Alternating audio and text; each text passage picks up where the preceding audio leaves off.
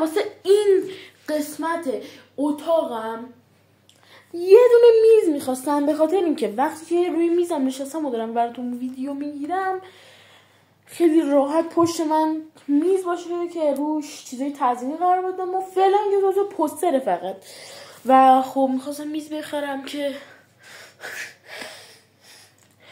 قیمتای وحشتناکش رو دیدم. خب منم تصمیم گرفتم روی خودم بسازمش، ولی نمیدونم چرا همیشه شبا همچین چیزایی به ذهنم میرسه. الان شبه ولی خب بازم میریم کار میکنیم، تمامش میکنیم. خب اولین مرحله واسه این کار اینه که لباسامونو عوض کنیم و لباس کار بپوشیم. اولین مرحله اینه که زنگ بزنم بابام و بپرسم چی کار باید بکنم. من فعلا چند تا چوب برای نظرم. خب و واسه پایه یه همچین اندازه میخوام. خب من خیلی گشتم دنبال اون چوبا که اونطوری اندازه باشن، ولی خب متاسفانه هیچ چوبی پیدا نکردم. ولی گفتم چوبی پیدا نکردم ولی ناامید که نشدم.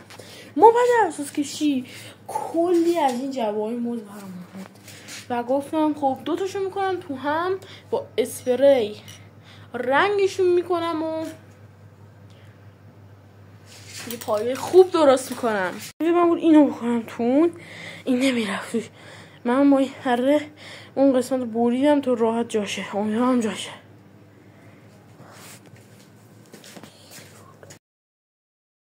من وسطای کار متوجه شدم که روی مقوا رنگ اسپری نمیشینه. پس رفتم یه سبد آوردم و گفتم چوب روی اون سبد اضافه میکنم. بچه‌ها میدونم کار خفنی نشد ولی خب با وسایل تو خونه بود و اگر میخواستم خوشگل‌تر از این در بیارم با هم میرفتم نجاری رو میخریدم. اینو از من قبول کنید سری بعدی خودم بهتر باشه. کاری میکنید جمع کنید. من همه اسلحه‌ای که اینجا بود جمع کردم. بریم سراغ نتیجه‌شم شد این.